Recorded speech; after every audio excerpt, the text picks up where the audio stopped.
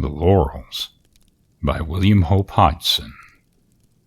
This is a curious yarn that I'm going to tell you, said Carnacki, after we'd made ourselves comfortable in his cozy dining room.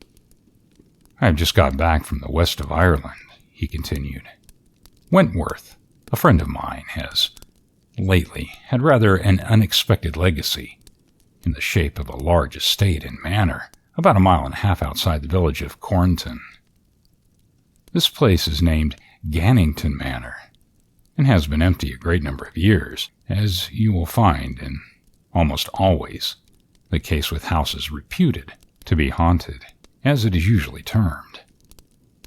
It seems that Wentworth went over to take possession, and he found the place in very poor repair, and the estate totally uncared for, and as I know, looking very desolate and lonesome generally. He went through the big house by himself, and he admitted to me that it had an uncomfortable feeling about it. But of course, that might be nothing more than the natural dismalness of a big empty house, which has been long uninhabited, and through which you are wandering alone. When he had finished his look-around, he went down to the village, meaning to see the one-time agent of the estate, and arranged for someone to go in as a caretaker. The agent, who proved by the way to be a Scotsman, was very willing to take up the management of the estate once more, but he assured Wentworth that they would get no one to go in as caretaker, and that his advice was to have the house pulled down and a new one built. This naturally astonished my friend, and as they went down to the village, he managed to get a sort of explanation from the man. It seems that there had always been curious stories about the place in the early days, when it was called Landru Castle, and that within the last 7 years, there had been 2 extraordinary deaths there. In each of the cases, they had been tramps who were ignorant of the reputation of the house, and had probably thought the big empty place suitable for a night's free lodging. There had been absolutely no signs of violence to indicate the method by which death was caused, and on each occasion the body had been found in the great entrance hall.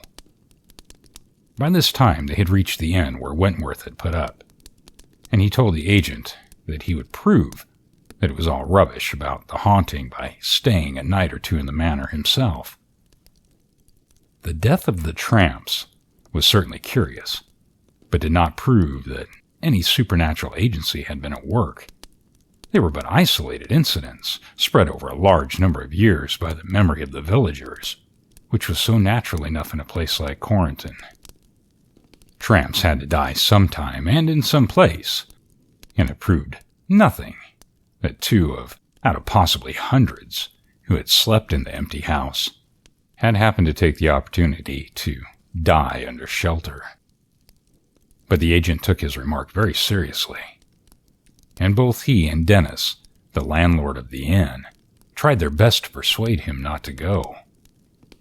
For his soul's sake, Irish Dennis begged him to do no such thing, and because of his life's sake, the Scotsman was equally in earnest. It was late afternoon at the time, and as Wentworth told me, it was warm and bright, and it seemed such utter rot to hear those who were talking seriously about the impossible. He felt full of pluck, and he made up his mind that he would smash the story of the haunting by staying that very night in the manor. He made this very quite clear to them, and told them that it would be more to the point and to their credit if they were to offer to come up along with him and keep him company. But the poor old Dennis was quite shocked, I believe, at the suggestion, and though Tabbitt, the agent, took it more quietly, he was very solemn about it. It seems that Wentworth did go, and though, as he said to me when the evening began to come on, it seemed a very different sort of thing to tackle, a whole crowd of the villagers assembled to see him off, for by this time they all knew of his intention. Wentworth had his gun with him, and a big pack of candles, and he made it clear to them all that it would not be wise for anyone to play any tricks, as he intended to shoot on sight. And then, he got a hint of how serious they considered the whole thing, for one of them came up to him leading a great bull mastiff and offered it to him to keep him company. Wentworth patted his gun, but the old man who owned the dog shook his head and explained that the brute might warn him in sufficient time for him to get away from the castle, for it was obvious that he did not consider the gun would prove of any use. Wentworth took the dog and thanked the man. He told me that already he was beginning to wish that he had not said definitely that he would go. But, as it was, he was simply forced to. He went through the crowd of men and found suddenly that they had all turned in a body and were keeping him company. They stayed with him all the way to the manor, and then went right over the whole place with him. It was still daylight when this was finished, though turning to dusk, and for a while the men stood about, hesitating, as if they felt ashamed to go away and leave Wentworth there all alone. He told me that by this time he would gladly have given £50 to be going back with them. And then abruptly, an idea came to him. He suggested that they should stay with him and keep him company through the night. For a time they refused and tried to persuade him to go back with them. But finally, he made a proposition that got home to them all. He planned that they should all go back to the inn, and there get a couple of dozen bottles of whiskey, a donkey load of turf and wood, and some more candles. Then they would come back and make a great fire in the big fireplace and light all the candles and put them around the place, open the whiskey and make a night of it. And by Jove, he got them to agree. They set off back and were soon at the inn, and here, while the donkey was being loaded, and the candles and whiskey distributed, Dennis was doing his best to keep Wentworth from going back. But he was a sensible man in this way, and, he found that it was no use, so he stopped. You see, he did not want to frighten the others from accompanying Wentworth. I tell you, sir, he told him, it's of no use at all trying to reclaim that castle. It's cursed with innocent blood, and you'd be better pulling it down and building a fine new one. But if you are intending to stay this night, keep that big door open wide, and watch for the blood drip. If so much as a single drip falls, do not stay, though all the gold in the world was offered to you. Wentworth asked him what he meant by the blood drip. Sure, he said. It's the blood spilled by old Black Mick way back in the old days. 'Twas a feud. He pretended to patch up, and he invited the O'Haras there, 70 of them, and he fed them, and spoke soft to them, and them, trusting him, stayed to sleep there. Then he, and those with him, started in and murdered them all, one by one, as they slept. It's from my father's grandfather you have the story, and since then, it's death to any, so they say, to pass the night in the castle when the blood drip comes. It'll put out candle and fire, and then in the darkness, the Virgin herself would be powerless to protect you. Wentworth told me he laughed at this, chiefly because, as he put it, one always must laugh at that sort of a yarn, however it makes you feel inside. He asked old Dennis whether he expected him to believe it. Yes, sir, said Dennis. I do mean for you to believe it, and, please God, if you'll believe me, you may be back safe before morning. The man's serious simplicity took hold of Wentworth, and he held out his hand. But for all of that, he went, and I must admire his pluck. There were now about 40 men, and when they got back to the manor, or castle, as the villagers always called it, They were not long in getting a big fire going and lighted candles all around the great hall. They had all brought sticks, so they would have been a very formidable lot to tackle by anything simply physical. And of course, Wentworth had his gun. He kept the whiskey in his own charge, for he intended to keep them sober, but he gave them a good strong tot for the first round, so as to make things seem cheerful and to get them yearning. If you once let a crowd of men like that grow silent, they begin to think, and then to fancy things. The big entrance door had been left wide open by his orders, which shows that he had taken some of the notice of Dennis. It was a quiet night, so this did not matter, for the lights kept steady, and all went on in a jolly sort of fashion for about 3 hours. He had opened a second lot of candles and bottles, and everyone was feeling cheerful, so much so that some of the men called out loud to the ghosts to come out and show themselves. And then, a very extraordinary thing happened. For the ponderous main door swung quietly, and steadily too, as though pushed by an invisible hand, and shut with a sharp click. Wentworth stared, feeling suddenly rather chilly. Then he remembered the men and looked around at them. Several had ceased their talk and were staring in a frightened way at the big door. But the great number had never even noticed, and were talking and yarning. He reached for his gun, and the following instant, the great bull mastiff set up a tremendous barking, which drew the attention of the whole company. The hall, I should tell you, is oblong. The south wall is all windows, but the north and east have rows of doors leading into the house, while the west wall is occupied by the great entrance. The rows of doors leading into the house were all closed, and it was toward one of these in the north wall that the big dog ran. Yet he would not go very close, and suddenly the door began to move slowly, open, until the blackness of the passage beyond was shown. The dog came back among the men, whimpering, and for a minute there was an absolute silence. Then Wentworth went out from the men a little and aimed his gun at the doorway. "Whoever is there, come out or I shall fire," he shouted. But nothing came, and he blazed forth both barrels into the dark. As though the report had been a signal, all the doors along the north and east walls moved, slowly, open, and Wentworth and his men were staring, frightened, into the black shapes of the empty doorways.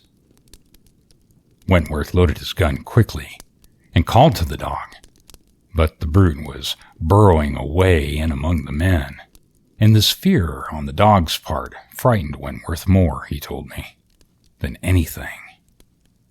Then something else happened. 3 of the candles over in the corner of the wall went out, and immediately about 6 in different parts of the place.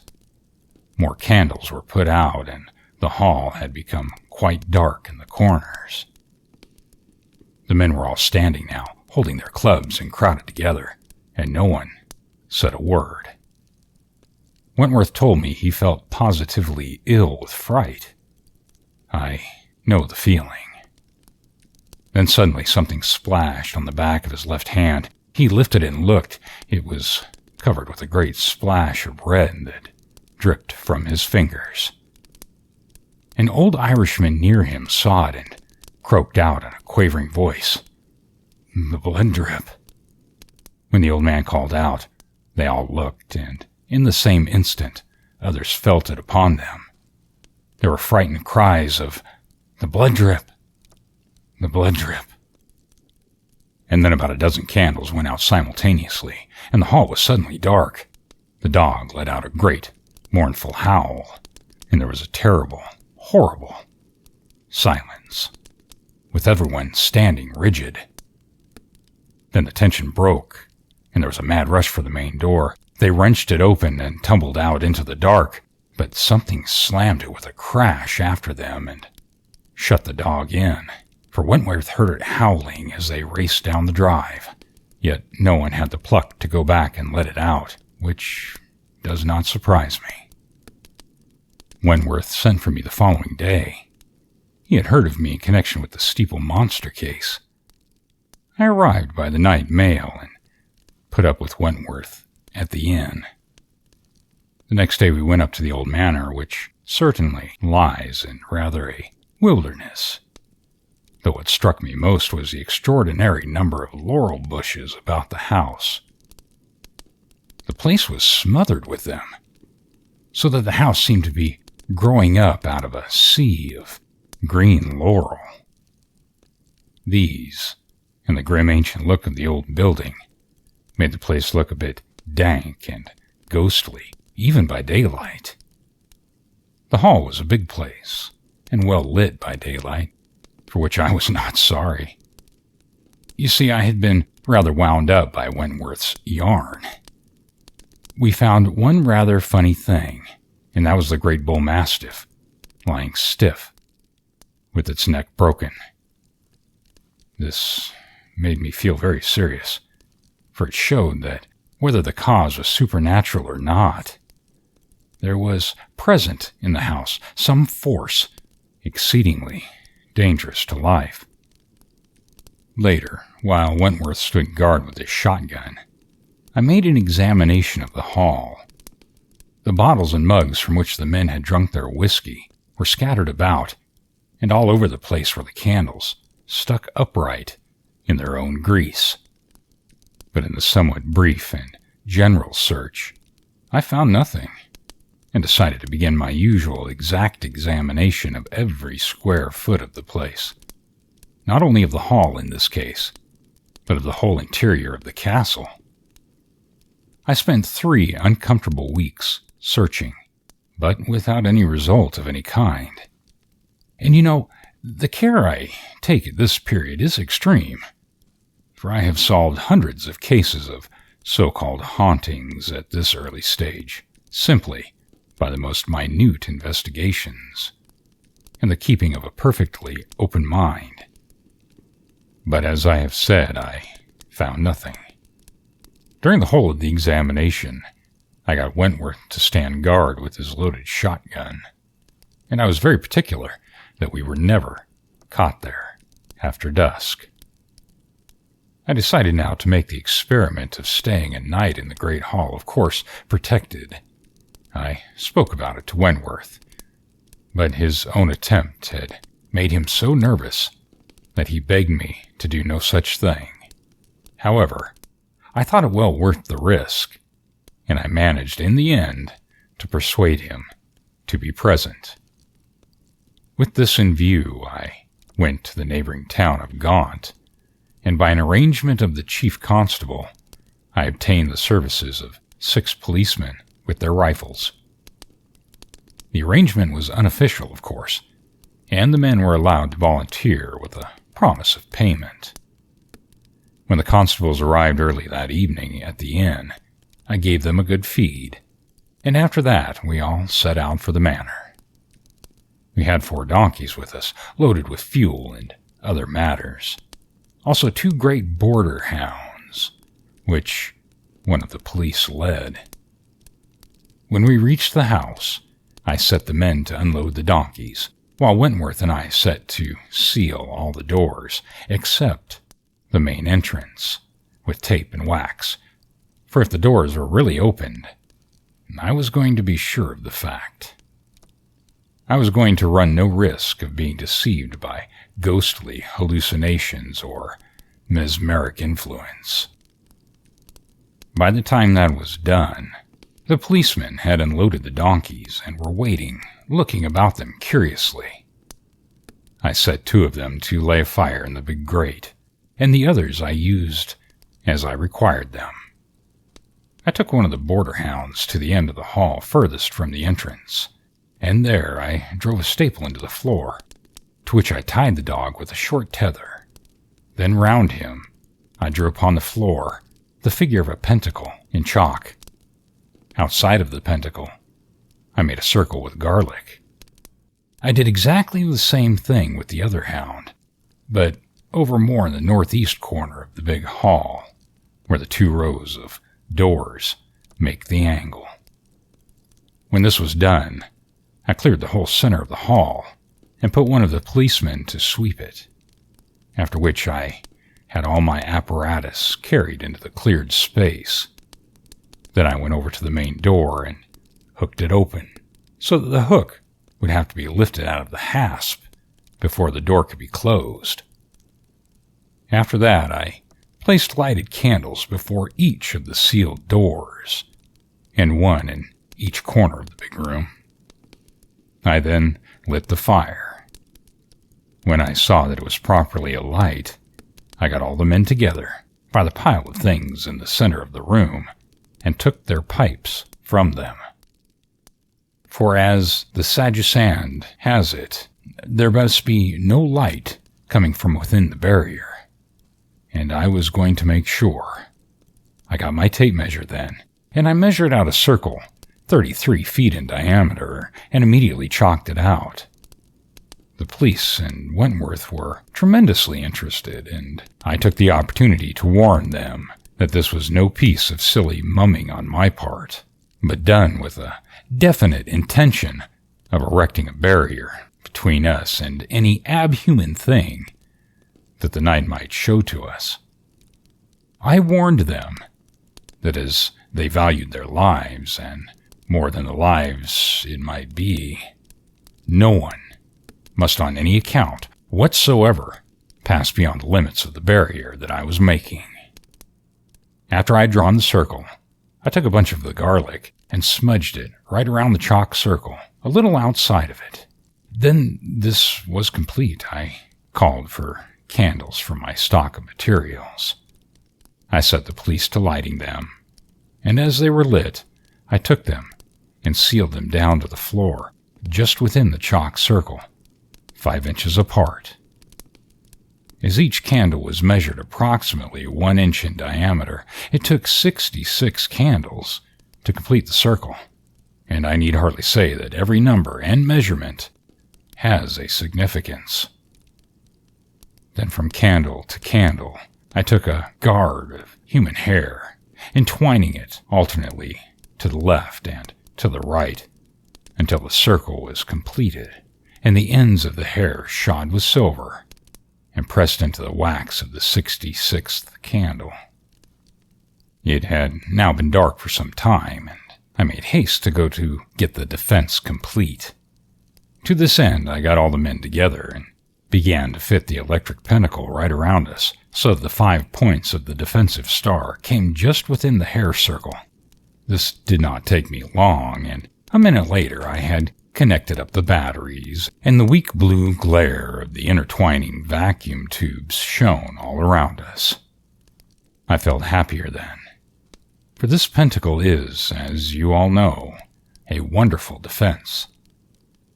I have told you before how the idea came to me after reading Professor Garter's experiments with a medium. He found that a current of a certain number of vibrations in vacuo insulated the medium. It is difficult to suggest an explanation non-technically, and if you are really interested, you should read Garter's lecture on astral vibrations. As I stood up from my work, I could hear outside in the night a constant drip from the Laurels, which, as I have said, came right up to the house, very thick. By the sound, I knew that a soft rain had set in, and there was absolutely no wind, as I could tell by the steady flames of the candles. I stood a moment or two, listening, and then one of the men touched my arm and asked me in a low voice what they should do. But his tone, I could tell that he was feeling something of the strangeness of it all. And the other men, including Wentworth, were so quiet that I was afraid they were beginning to get shaky. I set to then and arranged them with their backs to one common center, so they were sitting flat upon the floor with their feet radiating outward. Then, by compass, I laid their legs to the 8 chief points, and afterward I drew a circle with chalk around them, and opposite to their feet I made the 8 signs of the Sama ritual. The 8th place was of course empty, but ready for me to occupy at any moment, for I had omitted the sealing sign to that point until I had finished all my preparations and could enter the inner star. I took a last look around the great hall and saw that the 2 big hounds were lying quietly with their noses between their paws. The fire was so big and cheerful, and the candles before the 2 rows of doors burnt steadily, as well as the solitary ones in the corners. Then I went around the little star of the men and warned them not to be frightened whatever happened, but to trust to the defense, and to let nothing tempt or drive them across the barriers. I also told them to watch their movements and to keep their feet strictly to their places. For the rest, there was to be no shooting unless I gave the word. And now at last I went to my place, and sitting down, made the 8th sign just beyond my feet. Then I arranged my camera and flashlight handy and examined my revolver. Wentworth sat behind the first sign, and as the numbering went around reversed, that put him next to me on my left. I asked him in a low voice how he felt, and he told me, rather nervous, but that he felt confident in my knowledge and was resolved to go through with the matter, whatever happened. We settled down to wait. There was no talking, except that, once or twice, the police bent toward one another and whispered odd remarks concerning the hall that appeared queerly audible in the intense silence. But in a while, there was not even a whisper from anyone, and only the monotonous drip, drip of the quiet rain without the great entrance, and the low, dull sound of the fire in the big fireplace. It was a queer group that we made sitting there, back to back, with our legs starred outward, and all around us, the strange blue glow, the pinnacle, and beyond that, the brilliant shining of the great ring of lighted candles. Outside of the glare of the candles, the large empty hall looked a little gloomy by contrast, except where the light shone before the sealed doors, and the blaze of the big fire made a good honest mass of flame. And the feeling of mystery. Can you picture it all? It might have been an hour later that it came to me suddenly that I was aware of an extraordinary sense of dreariness, as it were, come into the air of the place. Not the nervous feeling of mystery that had been with us the whole time, but a new feeling, as if there were something going to happen at any moment. Abruptly there came a slight noise from the east end of the hall, and I felt the stare of men move suddenly. "Steady. Keep steady," I shouted, and they quieted. I looked up the hall and saw that the dogs were upon their feet and staring in an extraordinary fashion toward the great entrance.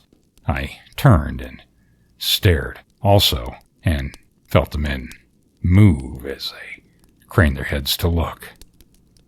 Suddenly the dogs set up a tremendous barking, and I glanced across at them and found they were still pointing for the big doorway. They ceased their noise just as quickly and seemed to be listening. In the same instant I heard a faint chink of metal to my left. That set me staring at the hook which held the great door wide. It moved, even as I looked at it. Some invisible thing was meddling with it. A queer, sickening thrill went through me, and I felt all the men around me stiffen and go rigid with intensity. I had a certainty of something impending, as it might be the impression of an invisible but overwhelming presence. The hall was full of a queer silence, and not a sound came from the dogs.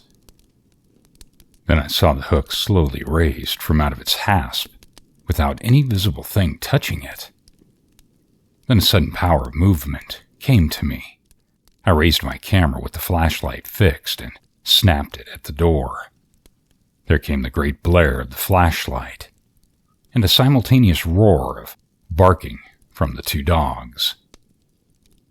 The intensity of the flash made all the place seem dark for some moments, and in the time of darkness, I heard a jingle in the direction of the door and strained to look. The effects of the bright light passed, and I could clearly see again. The great entrance door was being slowly closed. It shut with a sharp snick, and there followed a long silence, broken only by the whimpering of the dogs. I turned suddenly and looked at Wentworth. He was looking at me. "Just as it did before," he whispered. "Most extraordinary," I said, and he nodded and looked around nervously. The policemen were pretty quiet, and I judged that they were feeling rather worse than Wentworth, though for that matter, you must not think that I was altogether natural. Yet I have seen so much that is extraordinary that I dare say I can keep my nerves steady longer than most people. I looked over my shoulder at the men and cautioned them, in a low voice, not to move outside of the barriers, whatever happened, not even though the house should seem to be rocking and about to tumble on them, for well I knew what some of the great forces are capable of doing. Yet unless it should prove to be one of the cases of the more terrible Seti manifestations, we were almost certain of safety, so long as we kept to our order within the pentacle. Perhaps an hour and a half passed, quietly, except when, once in a way, the dogs would whine distressfully. Presently, however, they ceased even from this, and I could see them lying on the floor with their paws over their noses in a most peculiar fashion and shivering visibly. The sight made me feel more serious, as you can understand. Suddenly the candle in the corner furthest from the main door went out. An instant later, Wentworth jerked my arm, and I saw that the candle before one of the sealed doors had also been put out. I held my camera ready. Then one after another, every candle about the hall was put out, and with such speed and irregularity that I could never catch one in the actual act of being extinguished. Yet for all that, I took a flashlight of the general hall. There was a time in which I sat half blinded by the great glare of the flash, and I blamed myself for not having remembered to bring a pair of smoked goggles, which I have sometimes used at these times. I had felt the men jump at the sudden light, and I called out to them to sit quiet and to keep their feet exactly to their proper places. My voice was, as you can imagine, sounding rather horrid and frightened in the great room, and altogether, it was a beastly moment. Then I was able to see again, and I stared here and there about the hall, but there was nothing showing unusual, only of course it was dark now over the corners. Suddenly I saw the great fire was blackening. It was going out visibly as I looked at it. If I said that some monstrous, invisible, impossible creature sucked the life from it, it could best explain the way the light and the flame went out of it. It was most extraordinary to watch. In the time that I watched it, every vestige of fire was gone from it, and there was no light outside of the ring of candles around the pentacle. The deliberateness of the thing troubled me more than I can make clear to you. It conveyed to me such a sense of a calm, deliberate force present in the hall. The steadfast intention to make a darkness was horrible. The extent of the power to affect the material was now the one constant, anxious questioning in my brain. Can you understand? Behind me, I heard the policemen moving again, and I knew that they were getting thoroughly frightened. I turned half around and told them quietly, but plainly, that they were safe so long as they stayed within the pentacle, in the position in which I had put them. If they once broke and went out of the barrier, no knowledge of mine could state the full extent of the dreadfulness of the danger. I steadied them up by this quiet, straight reminder, but if they had known, as I knew, that there is no certainty in my protection, they would have suffered a great deal more and probably have broken the defense and made a mad foolish run for an impossible safety. Another hour passed after this in an absolute quietness. I had a sense of awful strain and oppression, as though I were a little spirit in the company of some invisible, brooding monster of the unseen world, who as yet was scarcely conscious of us. I leaned across to Wentworth and asked him in a whisper whether he had any feelings, as if something were in the room. He looked very pale, and his eyes kept always on the move. He glanced just once at me and nodded, then stared away around the hall again. And when I came to think, I was doing the same thing. Abruptly, as though 100 unseen hands had snuffed them, every candle in the barrier went dead out, and we were left in a darkness that seemed, for a little, absolute. For the light from the pentacle was too weak and pale to penetrate too far across the great hall. I tell you, for a moment, I just sat there as though I had been frozen solid. I felt the creep go all over me and seemed to stop in my brain. I felt all at once to be given a power of hearing that was far beyond the normal. I could hear my own heart thudding most extraordinarily loud. I began, however, to feel better after a while, but I simply had not the pluck to move. Can you understand? Presently I began to get my courage back. I gripped at my camera and flashlight and waited. My hands were simply soaked with sweat. I glanced once at Wentworth. I could see him only dimly. His shoulders were hunched a little, his head forward. But though it was motionless, I knew that his eyes were not. It is queer how one knows that sort of thing in times. The police were just as silent, and thus a while had passed. A sudden sound broke across the silence from the two sides of the room. There came faint noises. I recognized them at once as the breaking of sealing wax. The sealed doors were opening. I raised the camera and the flashlight, and it was a peculiar mixture of fear and courage that helped me to press the button. As a great flare of light lit up the hall, I felt the men all about me jump. The darkness fell like a clap of thunder, if you can understand, and seemed tenfold. Yet in the moment of brightness, I had seen that all the sealed doors were wide open. Suddenly, all around us, there sounded a drip, drip, drip. Upon the floor of the great hall, I thrilled with a queer realization and a sense of a very real and present danger. Imminent danger. The blood drip had commenced, and the grim question was now whether the barriers would save us from whatever had come into the huge room.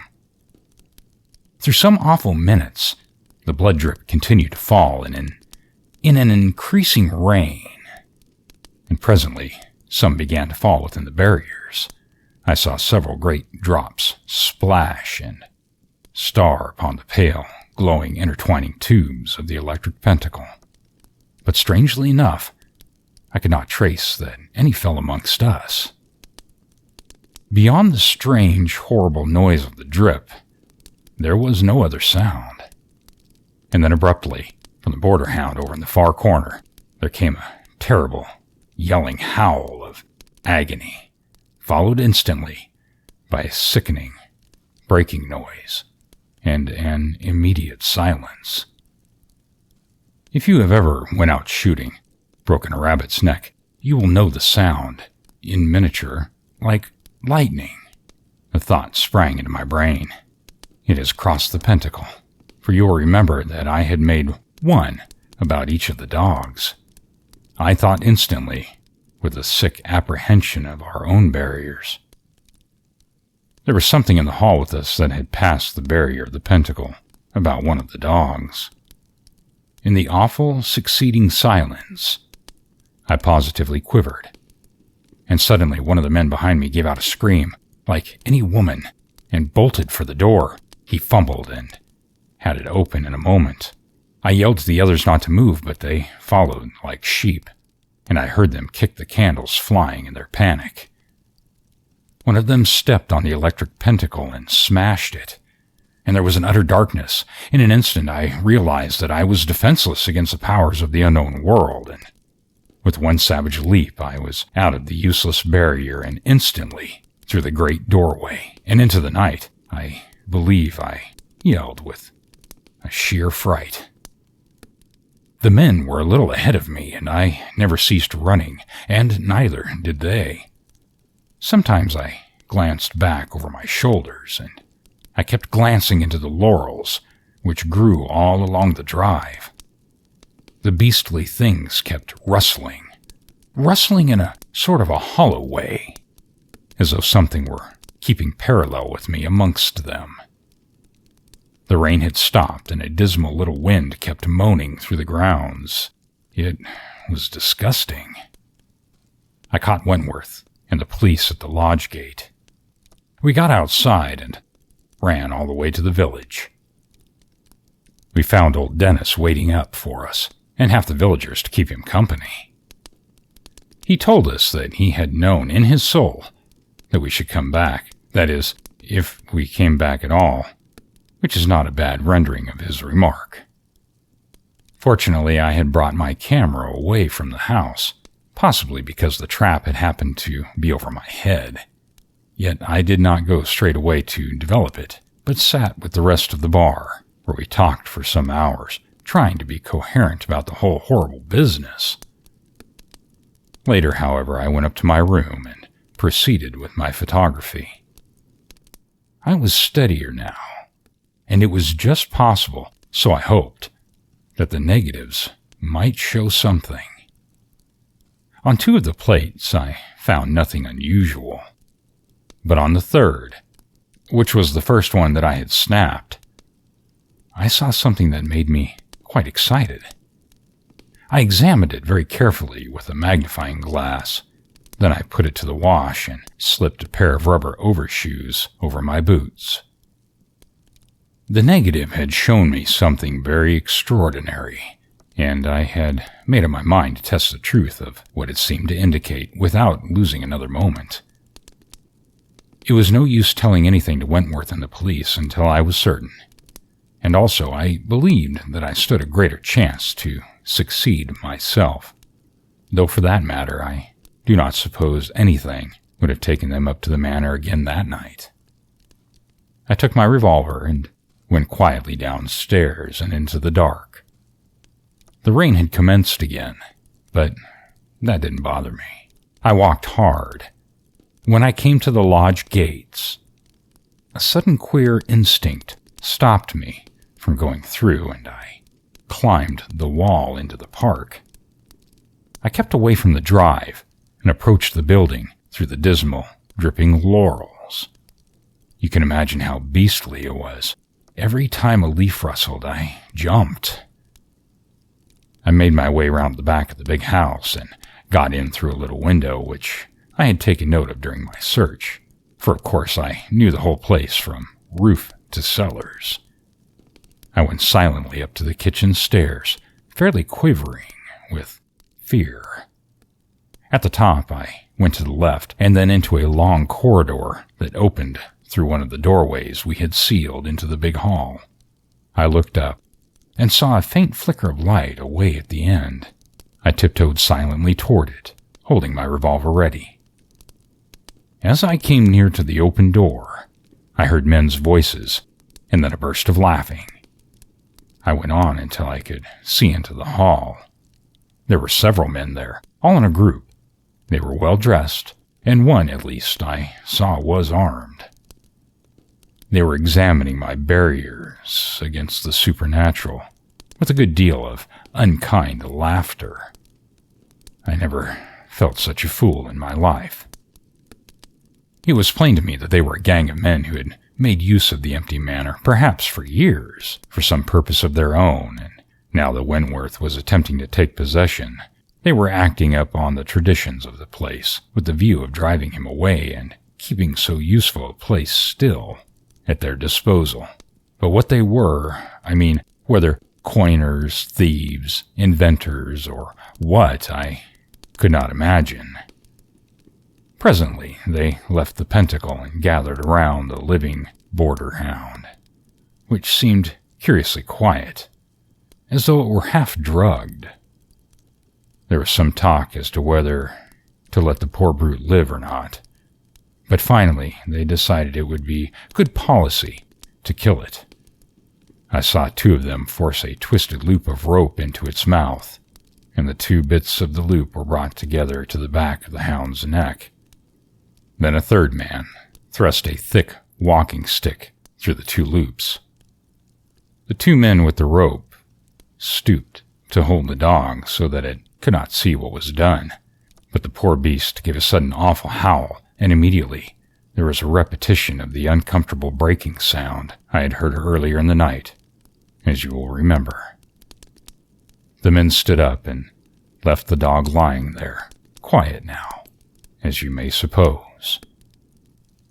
For my part, I fully appreciated the calculated remorselessness which they had decided upon the animal's death, and the cold determination with which it had been afterward executed so neatly. I guessed that a man who might get into the light of those particular men would be likely to come to quite as uncomfortable an ending. A minute later, one of the men called out to the rest that they should shift the wires. One of the men came forward to the doorway of the corridor in which I stood, and I ran quickly back into the darkness of the upper end. I saw the man reach up and take something from the top of the door, and I heard the slight, ringing jangle of steel wire. When he had gone, I ran back again and saw the men passing, one after another, through an opening in the stairs, formed by one of the marble steps being raised. When the last man had vanished, the slab that made the step was shut down, and there was not a sign of the secret door.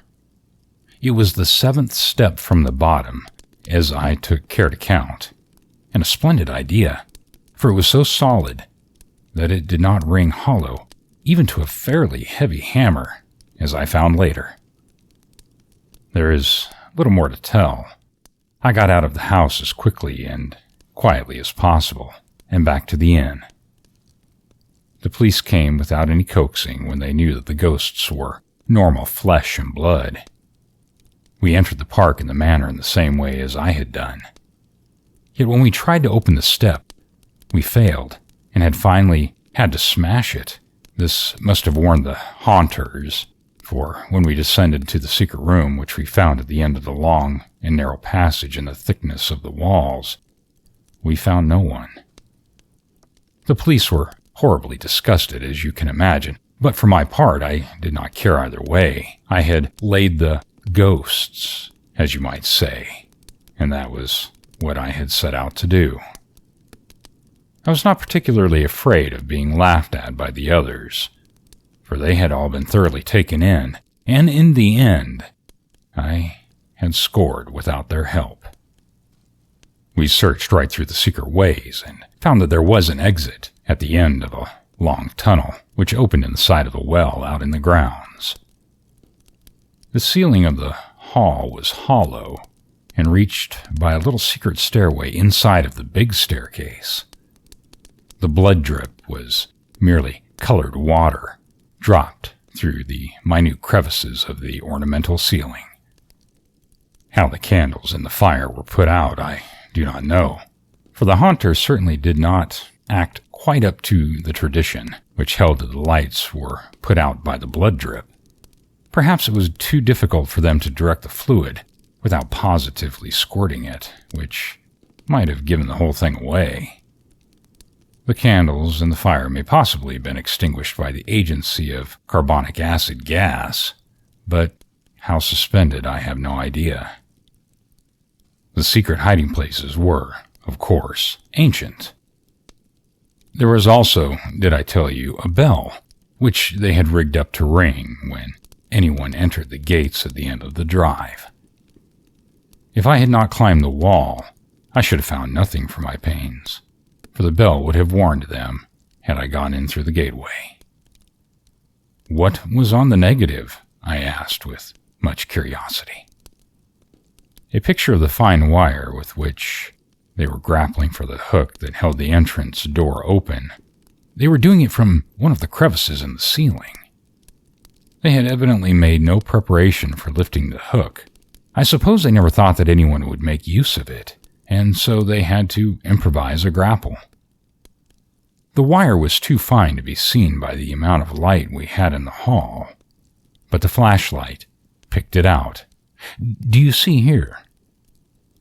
The opening of the inner doors was managed by wires, as you will have guessed, which they unshipped after use, or else I should have soon found them when I made my search. I think I have now explained everything. The hound was killed, of course, by the men directly. You see, they made the place as dark as possible. Of course, if I had managed to take a flashlight just at that instant, the whole secret of the haunting would have been exposed, but fate just ordered it the other way. And the tramps? I asked. Oh, you mean the 2 tramps who were found dead in the manor, said Carnacki. Well, of course it is impossible to be sure, one way or the other. Perhaps they happened to find out something and were given a hypodermic, or it is just as probable that they had come to the time of their dying and just died naturally. It is conceivable that a great many tramps had slept in the old house at one time or another. Carnacki stood up and knocked out his pipe. We rose also and went for our coats and hats. Out you go, said Carnacki genially, using the recognized formula. And we went out to the embankment and presently, through the darkness, to our various homes. The end.